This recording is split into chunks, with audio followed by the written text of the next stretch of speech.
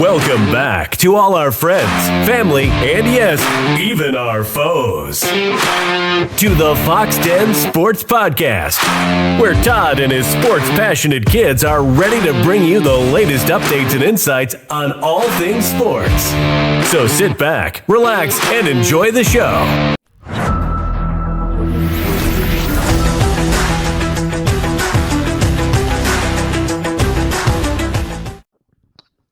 Hello, everyone, and welcome to the Foxx Den, where passion runs wild, the takes burn hotter than playoff lights, and the skulk runs deep. I'm your host, the Podfather Todd Foxx, and joining me today are the founding voices of Thunderous Truth, Kellen, who is the film room fiend, I don't know how you say it, breaking down plays faster than a fast break. We got Garrett, the stat surgeon, slicing takes with cold, hard numbers. And you know him, you love him, and if you're on the opposing side, you fear him. It's the Den's enforcer, Clay Bench McDonald, bringing the heat, rattling cages, and never backing down from a debate. All right, gentlemen. Oklahoma City Thunder are your 2025 NBA champions. Let's dive into some history here. That's awesome. What do you got? Let's just talk about the whole game. Let's just talk about it. So somebody start. What do you got?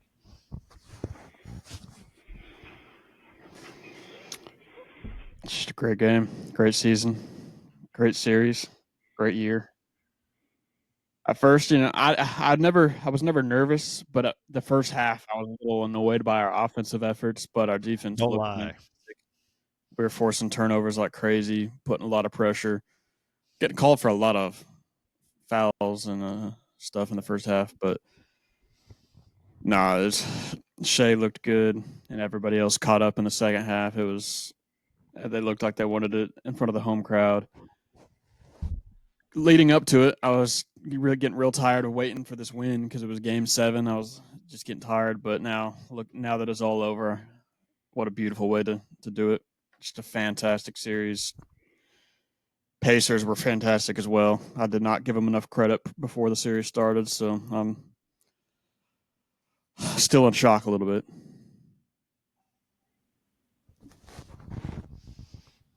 Clay or Garrett? I literally cried 3 different times. Just really? Like tears came out because I just got so fired up.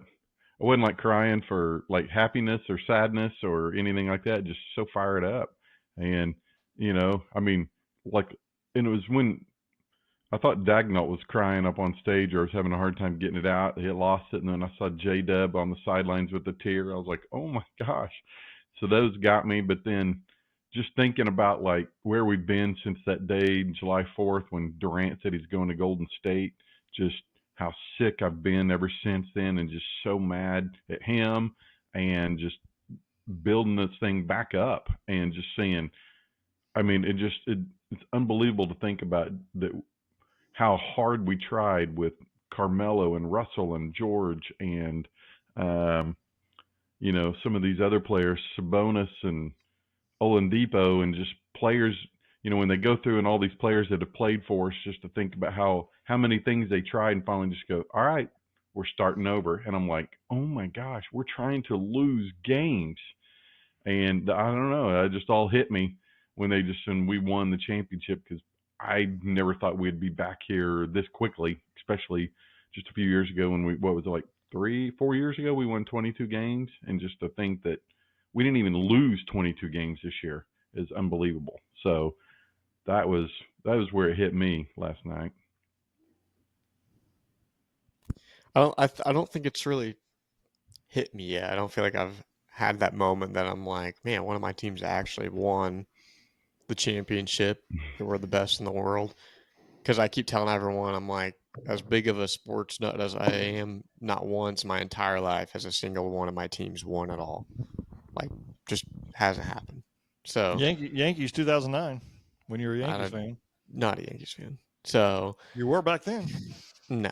Anyways, it just hasn't happened, so I still just don't really fully comprehend it. Like I don't really know what you're supposed to do. Like, do I just go flaunting around like showing everybody and I don't even know. I will say I think a part of me is just kind of a little upset because I'll be that guy. If Halliburton plays, I don't think we win. But that's a future conversation for here in a minute. Even if we do, that game got altered so much that even as a fan of the winning team, I'm just kind of like, like we deserved it in the sense of the best team in the NBA that season. We beat some good teams to get there, but they beat some good teams to get there as well. So I think that's kind of what's holding me back from really just being super, super excited about it. But yeah. Well, I'll tell you, for me, I was at work because I work at Dick's Sporting Goods, and we had to reopen, hypothetically, if we were winning. And we had to get everything ready at halftime. We'd already had all the stuff out there, but at halftime we had already had the tables and merchandise out there, so we started putting it all together. I should say they did. I stood there and told them where to put stuff. But we got all that together, and honestly, I'd say pretty close, like fourth quarter. It was in the fourth quarter is whenever it was all done.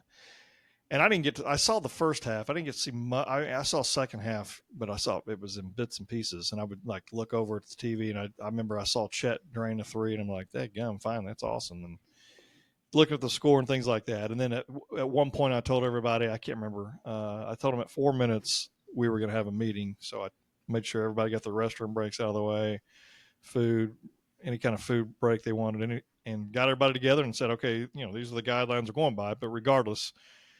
So right when it said 0-0, we opened the door up, and we were there till 2 a.m. this morning. But it was fun, just the atmosphere, and everybody was fired up. And I stood at the door, and all my job was high five. I high fived everybody that was willing to high five me, obviously. And we had 7 registers going, which is only 7 is what we have, and I had 7 people out on the floor, and then me and another guy were up there high-fiving, another manager from Dick's Sporting Goods. We're up there high-fiving everybody, and it was just a great atmosphere. And then, after about probably an hour is whenever you started seeing people come in that had their shirts on because they were probably at the game watching the celebration, the trophy presentation and all that. But it was incredible. It was amazing. And like Clay said, just all the kind of craziness that we went through as an organization. I had it here somewhere. So then 2020-21 season, we were 22-50. The next season, 24-58. That was whenever I think that was the first year with Giddey. Then the next year, 22 is when we were 40-42. I think that was Chet's first year, but he was hurt, if I'm not mistaken. Chet and Dub. Because Dub was there, yeah. And then the next season, last season, 57-25, and then this year, obviously 68-14, and we won it all. And to Garrett's point, like it truly hasn't even set in for me yet either, because I've been working, went home, slept for a few hours, got up, worked some more, and then I'm in Dallas right now. I had to go to Dallas for some meetings, and it just really hasn't hit me. I mean, I listened to the Sports Animal all the way down here and all that, but it was just, I haven't had a chance to really sit back and just watch. I did watch some of the interviews at the end of the game. I did see that while I was counting the cash deposit or this morning. So, but anyway, it was incredible, and I'm so happy about it. So let me ask you all this: how does it feel knowing the Thunder are finally champions after rebuilding from the Harden, Westbrook, and KD era? How does it feel? Great. Okay. I mean, I think it does feel fantastic because I don't remember who we played. Don't remember if they won. Don't remember anything. Probably lost. But I remember Grandpa taking us to a game the first season. They were there. We sat up very back row, very top row, but it was still just like as a kid, you're like, good night. We have our own team now. And it was just, couldn't believe it. And then it's just, we were on top of the world pretty quickly with Kevin Durant, Russell Westbrook, Harden off the bench. So it was like we thought we were the next team. We thought we were the team, and then trade Harden in the offseason after losing in the finals, go blow a lead. When we blew the lead to Golden State, I was on a mission trip. So when I left, we were up 3-1, came back, our season was over. And I took like a trip to Colorado a few weeks later. The day I got back, Kevin Durant signed to the Warriors. Terrible day. And then obviously Russell Westbrook is my favorite player, so it's just still him carrying us, doing everything he could for all those years. And Dame hit that shot over George, and everybody said he ended Oklahoma City. And it was crazy too, because Gannon was the biggest Paul George fan of all of us, and yet he was the first one to be like, no, this Shay guy is going to be something special. And very quickly we all realized, I don't know if we all thought he was going to be this exactly, but we all could see he was going to be special. And yeah, just to watch them grow before our eyes, and like we built the team the right way. No massive signings. Like the biggest signing we have is Hartenstein. Like no superstar coming up. Most of our guys drafted, a few traded, but like Shay, you could barely even count.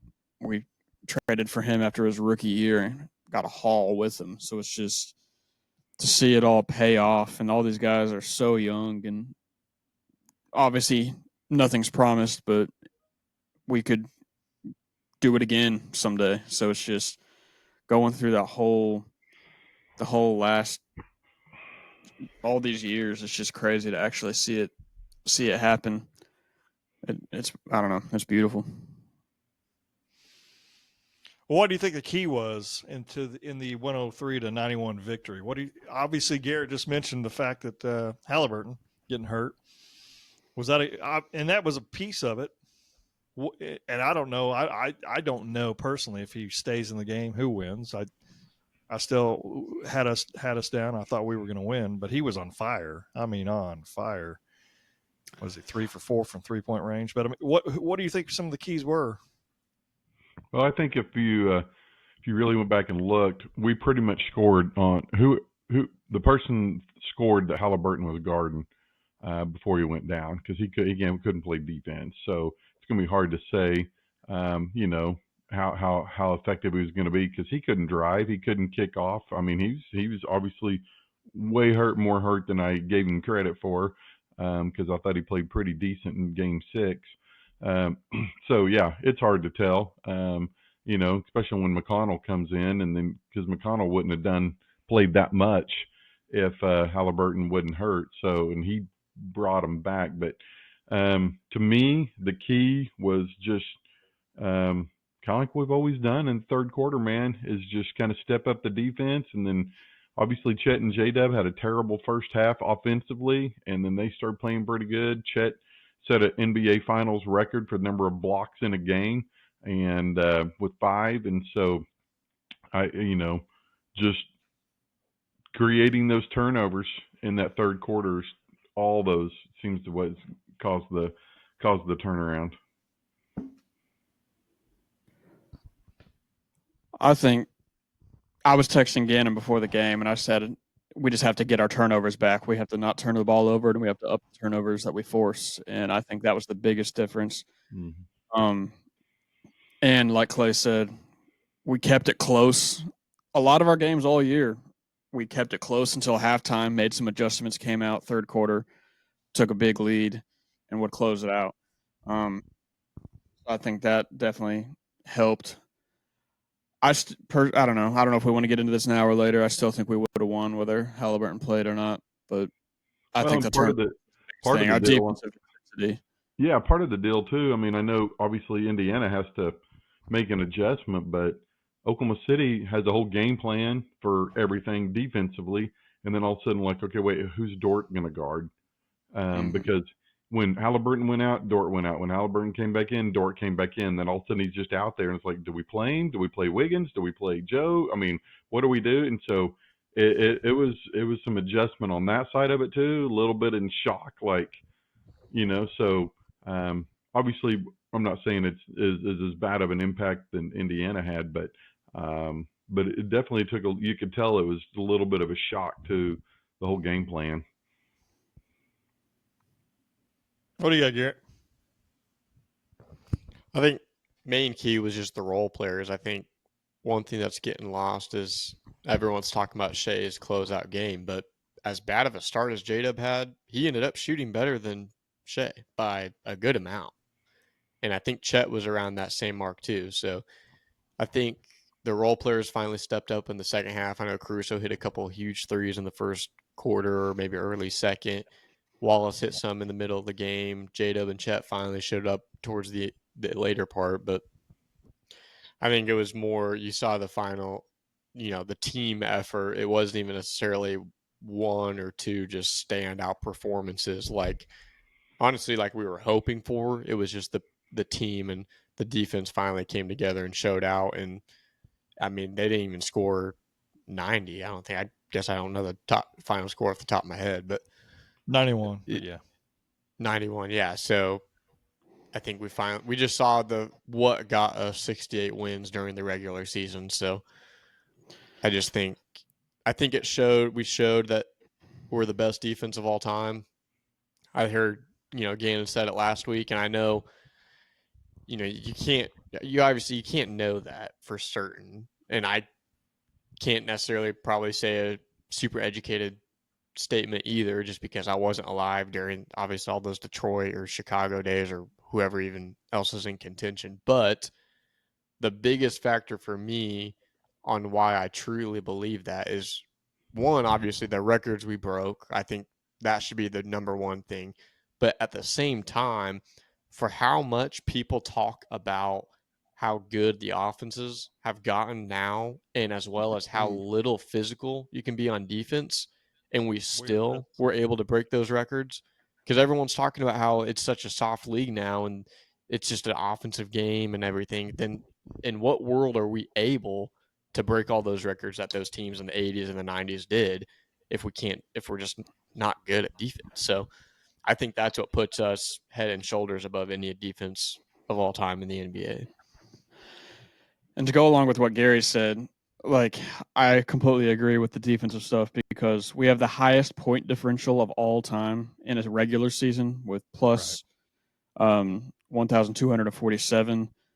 Best in the home point differential of all time in the playoffs, plus 259, and best turnover differential in a single playoffs, plus 131.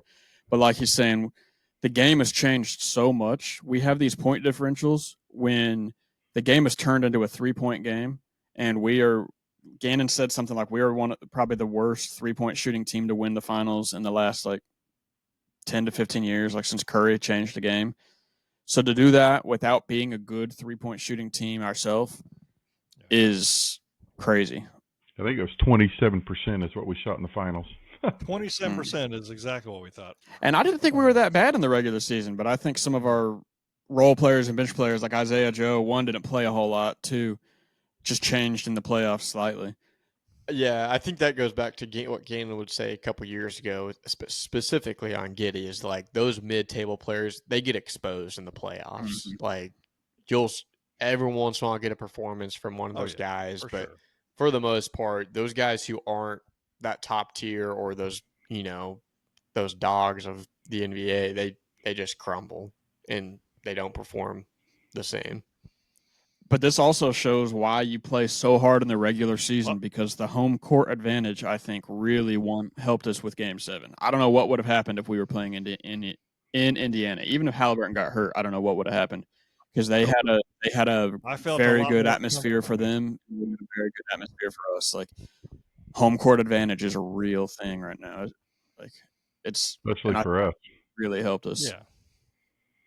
I felt a lot more comfortable knowing it was at home, because if it was been on the road, I would not have been happy. I can just tell you, I think that first half, Chet and J-Dub did not have good first half, and then I think them turning it around, it's like they played with a different switch, different passion in that second half, and I mean they were on it.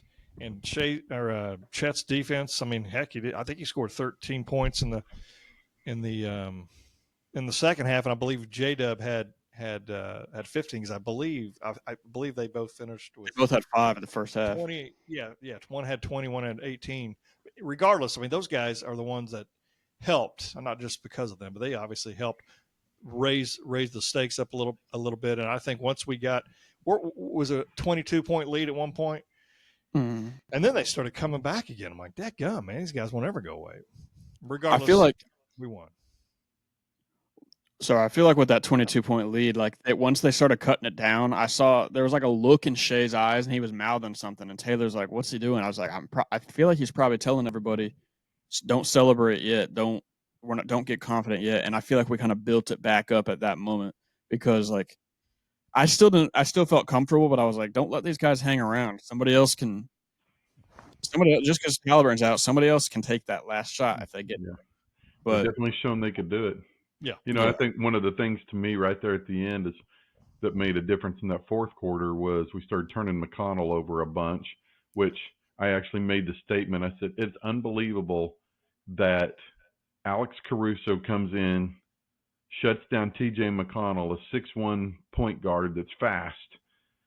And then in the series against Denver, we put Alex Caruso on Joker, who's, 7-footer, to shut him down.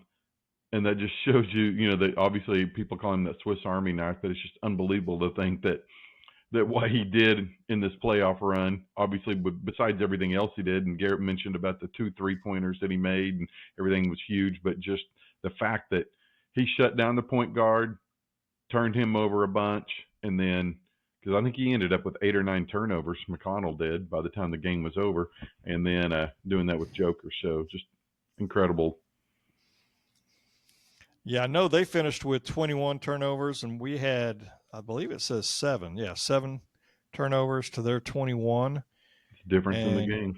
McConnell had 7 turnovers for sure. 7. One I thing I don't want to noticed hear anything about the physicality and us they was hand checking left and right on both teams. Like I don't understand everyone complaining about us being so physical and like because it was both sides. It was because we're beating up on them. One thing I didn't like is we were 22 of 31 on free throws, 71%. Hit those free throws, fellas. Get back in the gym. What makes this championship unique for Oklahoma City? What do you believe makes it unique for the city of Oklahoma City? Specifically for the city or just in general? In general, because I mean, to me, it's the biggest sports victory, sports anything story in the history of Oklahoma sports. Mm-hmm. Definitely Oklahoma City. I mean, I think you probably have to go age. I think that's probably the biggest thing of just, I mean, the maturity level and how much they've grown, and it helped that they've been together for so many years already and failed and then made it a little bit further and then failed and then finally make it all the way. And so now it's like, I mean, we've been through everything now, so I can't imagine, unless nobody's going to beat us at this point, it's going to be, are we going to beat ourselves or are we going to just keep on rolling? But anyways, age. I think along with that, it goes back to what I was saying earlier, is how we built this team. We're not some team that just went and signed a couple of big free agents or traded away everything for 1 or 2 guys. We built this team differently. We built this team the right way, and so did, from what I can tell, Indiana for the most part. They don't have a super big name that they went out and signed. So like, I think we built a classic basketball team, and I think that's what the NBA needs. I think that's what everybody needs to move back towards. It's just I just like loyalty in the NBA. Yeah, I totally agree. I think for Oklahoma just being huge, it was the kind of like Garrett said, and we hadn't won anything. It's like, and then it's our only professional sports franchise, so the whole state for the most part is behind them. And I saw a Facebook post the other day that all those people in Tulsa were all saying OKCs. They never thought I'd be hearing people in Tulsa saying OKC as much as they were, but it just is So for that, it's exciting. It's to say that, oh my gosh, we can do this. We've competed now with the Lakers, the Knicks, the Heat, the Mavericks. We've beaten all them, and so to speak, and that's they. And I love what Chet said about talking about himself as, when he made his little speech, he said, thanks for sticking with me. My team stuck with me. I didn't give up on myself. I'm proud of myself. And he said, all that stuff was temporary. He said, but what we just did tonight is forever. And that's another time I think I cried a little bit too, just like, oh my gosh, it is forever.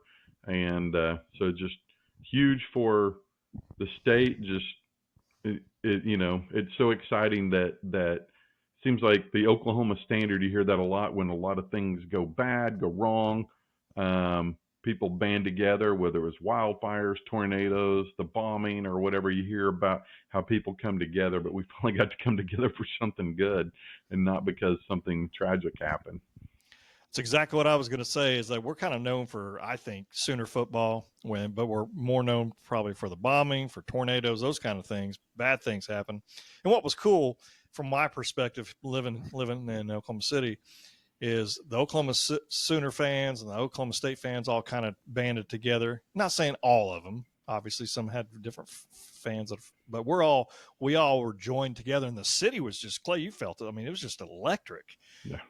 The last several weeks, and especially those last couple of days. I mean, the 2 days in between games is like, it was torture because we wanted to get these games over with, but it was fantastic. And like I said, at last night, early this morning, how much these fans were just so fired up, and it was just and everybody's high-fiving, and it was just a big celebration. And there's going to be a huge celebration in Oklahoma City tomorrow, starting at, I guess, 10:30 in the morning is whenever they're doing the parade.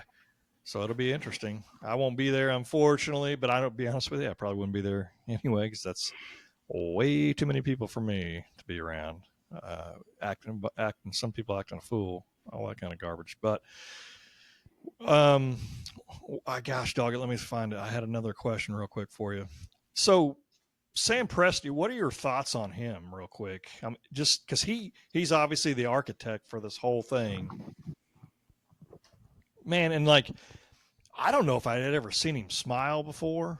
You know what I mean? I don't know if I'd ever seen that before, but I think you could just see like a big weight lifted off everybody's shoulders, and mainly him.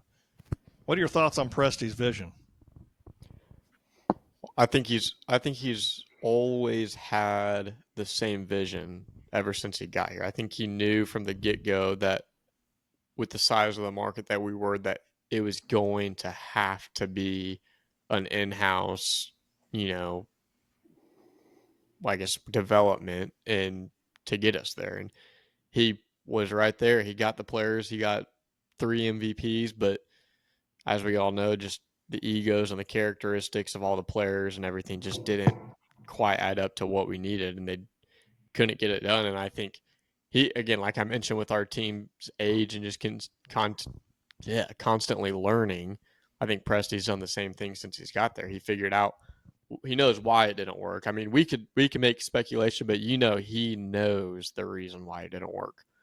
And so I think him mentioning last night just the character and the maturity level of all the guys is probably, the main reason on why, the difference between this big three and last big three. But I think he's always had the same vision of just in-house talent, good drafting, trusting his own process, and knowing when to blow up a team. Like, he didn't let it go too long. I mean, I can't imagine if he would have waited another year, if we would have ever gotten, well, we definitely wouldn't have ever gotten all those picks for Westbrook, but then probably not for Paul George as well. So, yeah. I think he's just one of the smartest people out there. Like, his vision, everything he does, every move he makes, every pick he makes, it's like, man, I don't know who this guy is, but he's always picking somebody good. And like, you watch him make, like last year, we didn't make a whole lot of moves in the season, really. We just kind of let it happen, and he saw what we needed. He saw we needed a much better defender, especially like add another perimeter defender because of PJ Washington. And then he's like, let's get another big to help Chet out. And that's exactly what he did. He went out, got Caruso and Hartenstein. But then, like in the big picture, you look, you're like, man, we had Kevin Durant, Russell Westbrook, and James Harden. How did that not work? We had Ibaka, Collison, all these guys. How did that not work? I don't think those guys were enemies, but I don't think they were as tight as what this. So he rebuilt. From there, he knew for the next big team what he needed. He needed the egos to be set aside. He needed guys that can all be big when they need to, but can all step back into someone else's shadow when they need to. And he just put together just an excellent unit, a bunch of guys that just all they care about is winning and they care about each other. Shay saying that he's sharing the finals MVP with Dub and all that, like all these guys that just they want to win for each other. And it's just it all starts with Presti. Another quick thing too is you see a lot of teams try to copy what we just did of the draft picks and just going that route. And then, but they don't have the patience. They don't have that's why Houston not going to work out, because they just sold their entire depth and their young core for a 36-year-old player who is amazing, but Durant's not going to sit there and bring you a champion. So he'll get mad in a couple of years and want to go somewhere else. Exactly. So I just think he had that vision and he just stuck to it no matter how many years in a row. It was just, it was awful. So also, you don't see every day sticking with a head coach that has a losing record for a couple of years. People are too quick to jump off their head coach. But him and Daigneault stuck together, worked together. And Daigneault is one of the best coaches in the NBA right now. He's a cool, calm, and collective at all times. Again, J-Dub talks about it all the time, but I think it starts with Daigneault. They don't get too happy. They don't get too upset. Like, you got to just stay cool at all times. And you don't see a lot of coaches last that long. The New York Knicks just fired their coach that took them to the Eastern Conference Finals for the first time in however many years. Like, exactly. Like, I think he stuck with Mark, and I think that was a huge thing for us as well.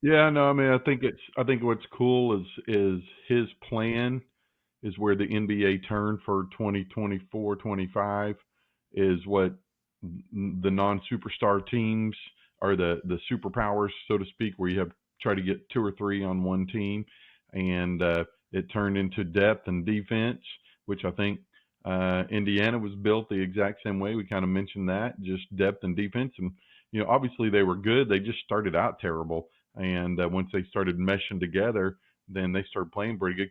Siakam's only been on their team for a year and a half, and so yeah, once they started meshing together, then they started playing good together. And nobody gives us credit for how many injuries we had this year, and how much depth. And that's what made us good. When Hartenstein and Chet missed, how many games did they miss? Caruso missed. Caruso couldn't even get any end of the year awards because he didn't play enough. And and so. And very possible. Yeah, I don't know. But, just like you said, Todd, that we've had some misses on our draft picks. Everything from the Harden trade, none of that turned out good.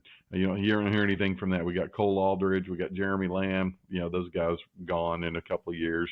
So So we didn't get much out. I think we got a Terrence Ferguson out of that, and just nothing from that trade turned out. So you don't hear about that. And so we keep going.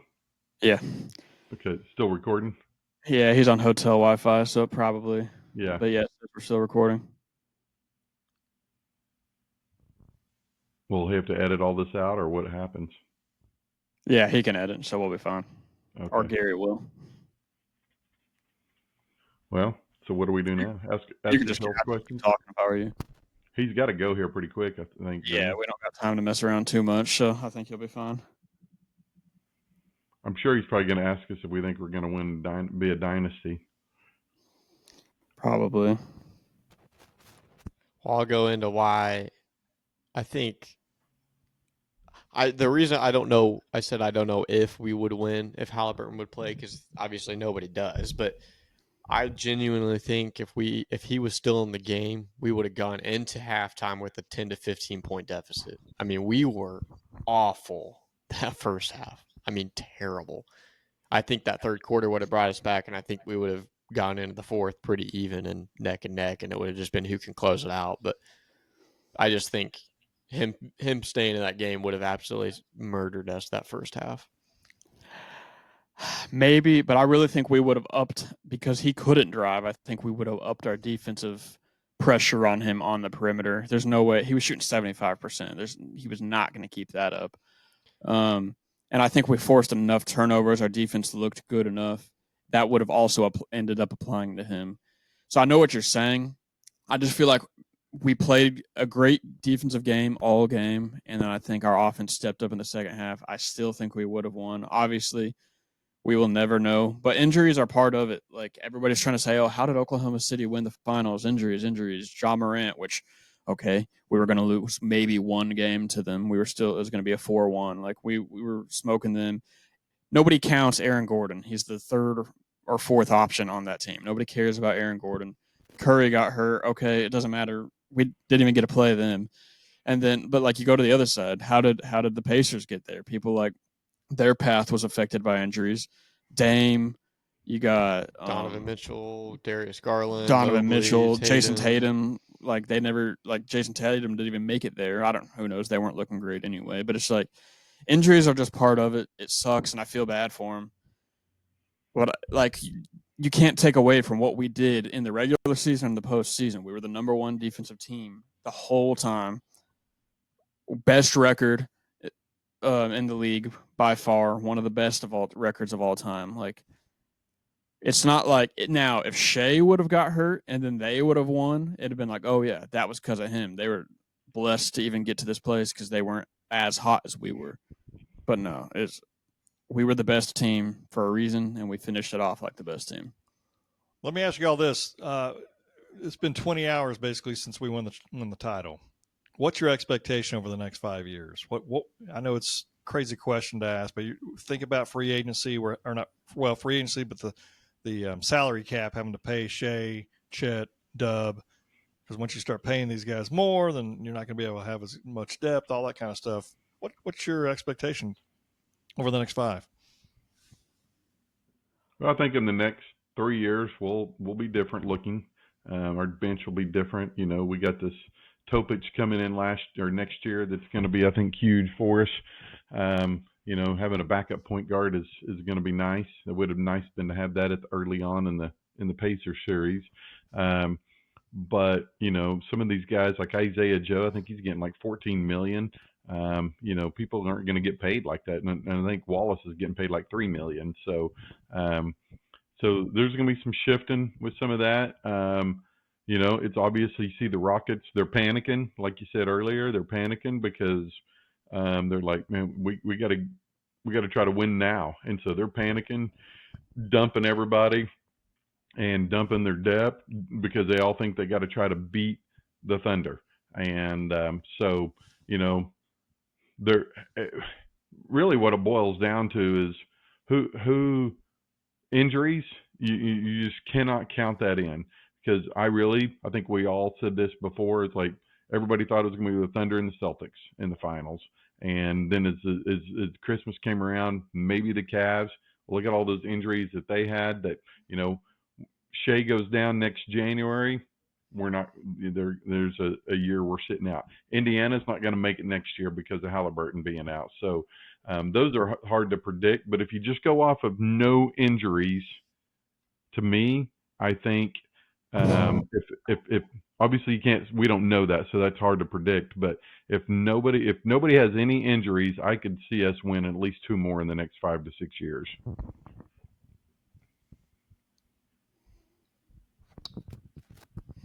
I like the prediction. I think we go into next year with a different starting 5. Even I think we got Cooper Flagg in that starting 5 next year. But I think that You think we're going to trade? I think we win it next Are you year. joking? No, I'm for real. I think next year we trade win all it. our first round picks for him. And why wouldn't you? Genuinely, why wouldn't you? We don't have enough roster positions right now to roster that many players. But anyways, I think we go into next year. I think we win it. And then I think that starts the whole process of like, oh, can we three-peat and all that? But I think we solidify ourselves as one of the best teams kind of back-to-back just because everyone knows how hard it is to win in any sport, back-to-back championships. And then I think we also win 1 more within the next couple of years. And then I don't know how many you have to win to be considered a dynasty, especially with the same core group. But I would bet we have, by the end of Shay's career, I think we have 4. Yeah, 3 or 4 in a decade is a dynasty. Awesome. It's hard to say because nothing's promised, but I think in the next 5 we have at least 1 more, barring like everybody said, major injuries. This team's just so good and so young. Like Shay might just be entering his prime. It's hard for me to imagine him having much better of a year. I'd like to see him maybe just clean up the 3-pointer a little bit, but other than that, what can he really do? That's not because he maybe hit a few more shots and up his percentage, but his percentage is good. So it's like, if not, he's taking the ball away from other people if he goes up more points, and his defense is already pretty decent. So but Dub and Chet are just going to keep getting better. Chet, defensively was fantastic. I know his offense took a dip when he hurt his hip, so I think he really will be fine.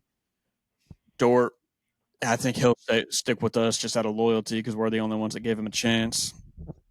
So I think in the next 5, I really think we'll have at least 1 more. I'd love to say 2. I want to say it was Phil Jackson, maybe. I can't remember who, but it's like you got to win 3 to be a dynasty. Yeah. I'm going to make sense. Warriors, Lakers, Bulls, people like that. But Yeah, I don't know. I think just with the youth of this team and how mature they are already, and what our focus is, as long as nobody's heads randomly get too big and no injuries, I think we could win 1. I don't disagree with Gary that maybe in the next 10 years by the end of Shay's time, like 4. I can't say I disagree, but I just know that is a high hope and nothing's promised. So I'm not going to say that it's guaranteed because anything can happen. Another great team can come along. I don't know. It's going to be fun to watch. wish we were in the East. You got to keep in mind at that point, we'll still have Presti. So, oh yeah, that's the thing. You guys keep talking, and I don't disagree. Prices are going to go up for some of these players. Gannon thinks Shay's not going to take that supermax. He thinks that's why he fired his agent, so he can afford to take a pay cut already. He's a creative director of Converse. Like, the dude's making money. And he said all he wants to do is win. He doesn't care how. Like, that's what he keeps saying. All he cares about is winning. He doesn't care about all these extra awards. They're cool. All he wants to do is win. I could see him taking a pay cut, and I could see people like Dub and Chet following in his steps. But like Gary just said, we'll still have Presti. So, yeah, we might lose some of these Wallaces and Wiggins. And I know Joe didn't do much in the playoffs, but in the regular season did a lot. But with Presti, we're going to make these next picks count. We're going to have somebody else take that spot. And I think we'll be fine.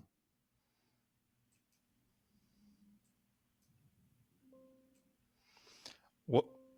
Can you hear me? Hello? Okay, sorry, because my microphone just started messing up. So, I'd be I say that I'd be good with one more championship, and once you win one, you want more. But we got one, and that's incredible. I would like to see. I think over the next 5 years, I think 2 is doable. I think there's a possibility we get into more finals. But the daggum West is just so. Some of these other teams, like I think San Antonio is going to be somebody to reckon with here in the next few years as well. I think Houston shot themselves in the foot. I think they made a big mistake with trading. I think they gave up way too much to get Kevin Durant, who's 37 years old, something like that, or going to be 37 by the next time season starts. But he's just like 3 years younger than our coach. So regardless, and I don't know who said it. One of you guys just said, we'll still have Presti. As long as we still have Presti, and I think Dagnall's a really good coach. I think he's a really good developer. We got a draft here 2 days from now. I have no clue what they're going to do, if they're going to even draft anybody, because I would be surprised if Zhang's on the team next year. I wouldn't be surprised to see Jay Will gone. I know he's up for it's team option this year. I don't think we can afford to pay him much. I wouldn't be, and it's unfortunate because I really like him. I think he's probably a good locker room guy.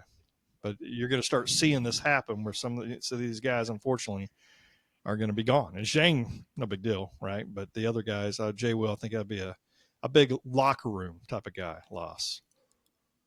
Any other Thunder related questions? Is Shay the best Thunder player of all time? I think so. Yeah. Clay, what do you think? The only one that brought a He championship. brought the championship. Yeah, I don't know why there's any. Well, no, the only thing I say is like he's been here how long? 5 years, and I just don't want. And he won one already. He's done just as much and more. I don't as both disagree. of them. I really hope he stays here for many, many years. Go ahead.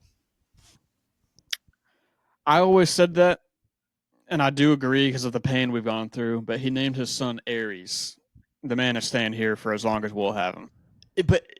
Yeah, true. But also at the same time, he had his chance to leave, but he signed a big contract. But when we were bad too, he said, I don't think we'll be losing much longer. I want to win here. Let him know that we are building this team around you, and you're the center, of the team. And it's not like the Bucks where he wanted to win there so bad, but like they are just not a good.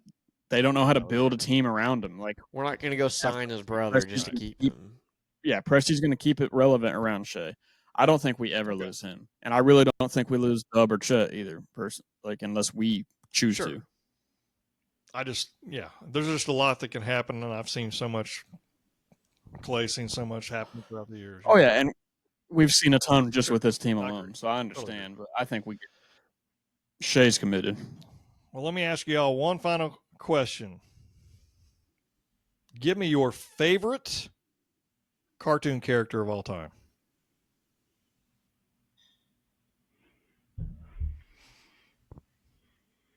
The Joker. Who? The Joker, if that counts. I guess. He's in comics and cartoons, but he's in cartoons. Green Lantern. Something about the ring, man, just got me. Probably Superman. Now, you guys know you don't have to have superheroes. What else am I going to pick? Freaking Bugs Bunny Bunny or something? Yeah, I was going to say. It's between Bugs Bunny and Scooby-Doo for me, but Scooby-Doo wins. Scooby-Doo's my favorite of all time. Maybe like Popeye or something? Popeye's good, too. He's probably top 10. Gary's a big Bob the Builder guy. Yeah, Bob the Builder. Is he a cartoon? If you went duo, maybe Tom and Jerry. You can fix it. Charlie Brown. There's a lot of good ones out there. Ah, there's a lot of good ones. Man. I freaking punt Who? that little Charlie kid. Brown? Don't be hating on Charlie Brown. He didn't do anything to you. He's had a hard life. Chuck Brown, man. Charlie Brown's Yeah, a he's sweet little child. Little kid. How A you? little freak. Crazy. You Got a great Caillou dog. now, I think. Good man, Charlie Brown. Well, that's a wrap on the special edition of the championship run of the Foxx Den Sports Podcast. We witnessed greatness, resilience, and the rise of a new dynasty. And best of all, it happened right here in Oklahoma City. Even though I'm in Dallas right now, but it's still right here in Oklahoma City. Big thanks to the dog, Gary, and the enforcer, Clay Bench McDonald, for bringing the fire today. And if you enjoyed this podcast, please don't forget to like and subscribe and leave a comment. We got a lot of folks telling us. Clay had folks telling him last week that, they love the podcast, and we hear it all the time. Let's get some conversation going. I know a lot of that usually happens during football season, but let's get some stuff going on now. Let us know what your favorite moment was in the finals. Who's your final MVP? What are your thoughts are on the Thunder next year? But until next time, stay bold, stay passionate, and we'll see you right back here at the Den, where it takes our fearless and the fandom where it never sleeps. Goodbye, everybody.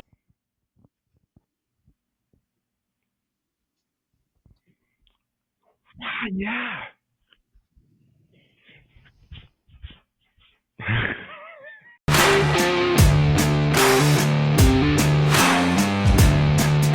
Thank you for listening to the Foxx Den Sports Podcast. Be sure to subscribe for free to our YouTube channel, Foxx Den Sports. And also follow us on Instagram and Twitter at Foxx Den Sports and on Facebook at Foxx Den Sports Podcast. You can also email us at foxdensports@yahoo.com. This has been Foxx Den Sports.